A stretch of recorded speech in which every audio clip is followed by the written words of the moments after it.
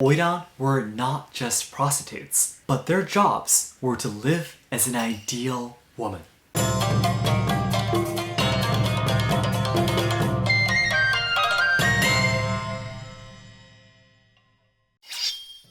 皆さんこんにちは and welcome to Let's Ask Shogo. Many people around the world know about maikos and geishas, but have you ever heard of yujyo and Oiran? If you are reading One Piece Wano Kuni's story, you may be nodding now. Komurasaki or Kogetsu Hiyori appeared as an Oiran, the top of the yujos in Wano Kuni. But what are yujyo and Oiran? They are beautiful women wearing fancy kimonos too. But how are they different from maikos and geishas? So today I will talk about the history of yujyo and yukaku and explain who the Oiran were. At the end of this video, I will also introduce the famous Oiran dochu, the Oiran walk. それでは本日もマイルでありんす。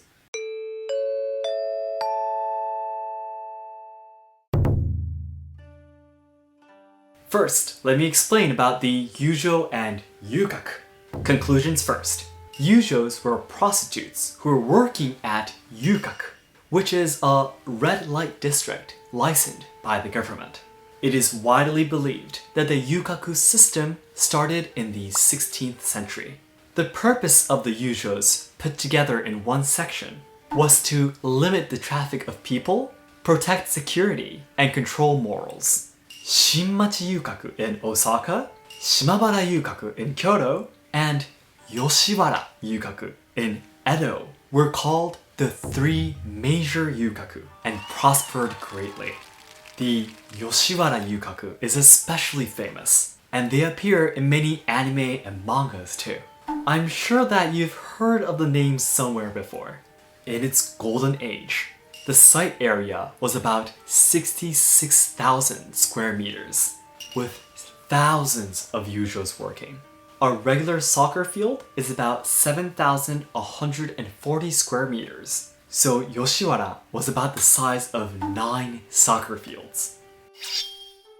Even though the yujyo and yukaku culture endured the rapid change of history and society, it ended in April 1957 by the anti-prostitution law. So it is said that the Yoshiwara yukaku lasted for 340 years in Japanese history. But regarding the fact that the samurais were gone around 1868 and World War II ended in 1945, legal prostitution existed till recent times. To make this seem more realistic, my grandparents were already alive. So then, who became a yujyo? There were mainly two reasons why. A financial reason, or as a punishment. If you or your family had a debt, you might be sold off to the yukaku to repay the debt. Or if your family committed a crime, you will be forced to work as a yujyo for punishment. Many of them were in a harsh working environment and were unhealthy. It was an era without contraceptives, so obviously most yujos will eventually get venereal diseases, and many would die. It was something close to a miracle if a yujyo will leave a yukaku in a healthy condition after fully repaying the debt. And the worst part was when they accidentally got pregnant. They were forced to abort the child in terrible ways, like soaking in cold water for hours and hours, or drinking mercury, which is poisonous to the body. If this all fails and the yujyo gives birth to the baby, boys will be sold as slaves, and girls will be raised to be a yujyo. To the customers, the yukaku will be appealed as a gorgeous and pleasing district. But there's no doubt it was a living hell for the yujos working there. This is the reason why yujyo and yukaku are sometimes called the dark side of Japanese history. Finally, let's talk about who the Oiran were. To make long stories short, Oiran was the top rank of the yujos. There was a strict class of the prostitutes, and there was a clear difference in their treatments. This system existed in order to make the yujos compete with each other, make the customers pay more to meet a higher rank yujyo, and increase sales. Unlike spending the night with a low-ranking prostitute, there are various conventions before a man can actually have an oiran. Until their third encounter, the oiran does not speak, does not eat nor drink, and the customer is determined if he is worthy enough for her. The oiran had the right to reject men she disliked, so the man must be a man with courtesy. If the customer is allowed to meet the oiran for the third time, they can finally become familiar. But to meet an oiran once, it cost about 600,000 yen, about $6,000. So only very few civilized men with a lot of money had the right to have a relationship with the oirans. This meant that the oiran's social rank was higher than most men in Japan. Then how do you become an oiran? You would usually be raised to become an oiran in the future since you're about 10 years old. These girls were called kamuro. Kamuro learn the rules of yukaku while doing the chores around oiran and will be trained by older yujos. At the age of 15 to 16, the few kamuro that had what it takes to become an oiran will become an apprentice of a yujyo called furisode shinzo. After becoming a formal yujyo at the age of 17, the rank goes up to oiran. In order to become an oiran, education was necessary as well as good looks. In particular, learning calligraphy was very important for writing letters to men. Not only did she have to be able to write nifty content, but her handwriting also had to be beautiful. In addition, they will train in performing arts such as koto, shamisen, singing, and tea ceremony from a young age. They were also required to be intelligent by studying old Japanese literature and learning board games such as Go. With this much training and studies, she would finally be able to have a decent conversation with any rich customer. I hope that you watching this video will understand that oiran were not just prostitutes, but their jobs were to live as an ideal woman. That's why, unlike the lower rank yujos, they were admired by all Japanese people. There are still many oiran festivals in certain areas in Japan, and oiran experience activities where you get to dress up as an oiran. If oiran were just a prostitute in Japan, I think no one would want to become them, right? And lastly, let me explain about the Oiran dochu, the Oiran walk. This is a scene frequently portrayed in many movies and mangas like One Piece when describing oiran. Oiran dochu is a walk to pick up a familiar guest waiting at a shop who has nominated her that night. The oiran will bring about 3 servants and 1 to 3 kamuro to walk with her. She will wear a gorgeous kimono with the folds of the huge belt in front to look more fancy, and special 18cm high shoes called sanmai bageta. In order to properly walk in such large shoes and to look elegant, they had to train a special way to walk called hachimonji, which is said to take 3 years to master. It is said that the Oiran dochu was always crowded with people gathering to see the popular oiran.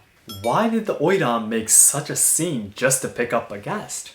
It was to maintain the oiran's dignity and for the familiar customers to show off their power by paying a fortune.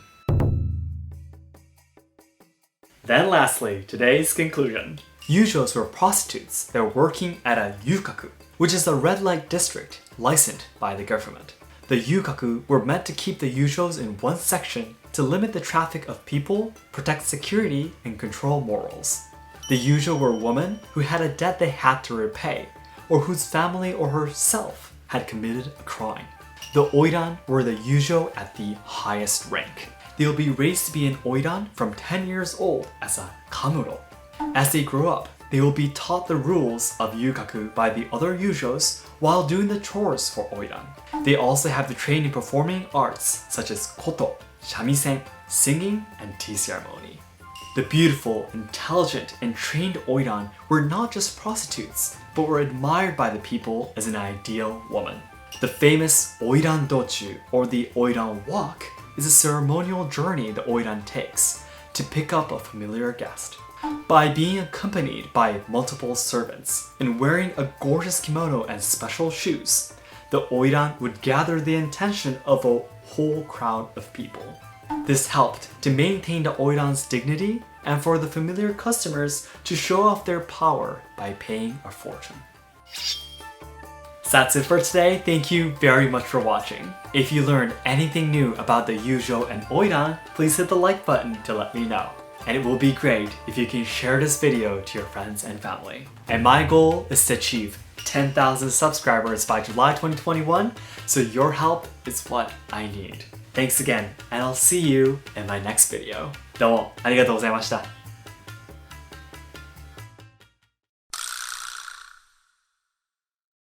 Everyone, once again, thank you very much for watching this video. So first of all, for those of you watching my channel for a long time, I'm pretty sure you realize that the place where I'm taking the videos, the left and right side I sit in, are different from usual. I'm actually back in home at my Fukuoka home city, which is my wife's home city actually. So I'm in my father-in-law and mother-in-law's house right now, so that's the reason why I didn't have my usual lights and settings that I usually use, so the quality of the video is a little bit lower than usual, but I hope the content was fun to watch. And also, after I made this video, I thought I wanted to talk a little bit more about the other side, which means the lowest rank of the yujos, or the prostitutes in Japanese culture. So in the video I explained that, the Oirans were on top, right? But on the other hand, there were people called yotaka, which is on the lowest side.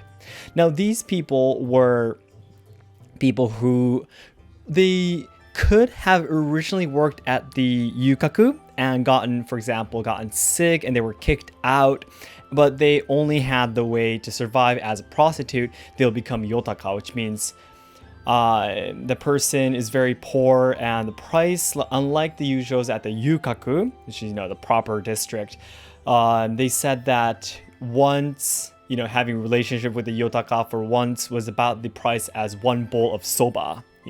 Those noodles. These were very, very cheap. Most of them didn't even have a house sometimes. They're very poor, and they would wander around at midnight trying to catch drunk men to have a relationship with and get money from them. Or there were some yotaka that would at nighttime also go off to the oceans and have a relationship with the people on boats. Yes, and have a relationship on those boats. But these people were almost 100% sick, venereal diseases. So it's a very scary story that many of them have lost their nose, their ears from their diseases, and so they had to hide. They would always hide their faces with some sheets of cloth and stuff. And also, that's the yotaka. Very, very scary and sad story about the yotaka. Also, very interesting story, I want to introduce the kagema, which are men prostitutes. Did you say men prostitutes? Is that the right way to say it? So there were actually places in Japan where men served their customers too. And you would think, okay, so there must have been some women who would like to visit these places. Of course, there were some women that visited these places, mostly rich women who were bought by powerful men, and they usually were just kept inside the house and not able to do anything. Once in a while, when they go outside to see shows or whatever, they would go to these places, to have a relationship with men. But mainly, though, it wasn't for these women, it was actually for the Buddhist monks. Now, the Buddhist monks are obviously men. Now, these Buddhist monks, by the teaching of Buddhism, obviously they weren't allowed to have a relationship with women, so they would have a relationship with the men, which are called kagema.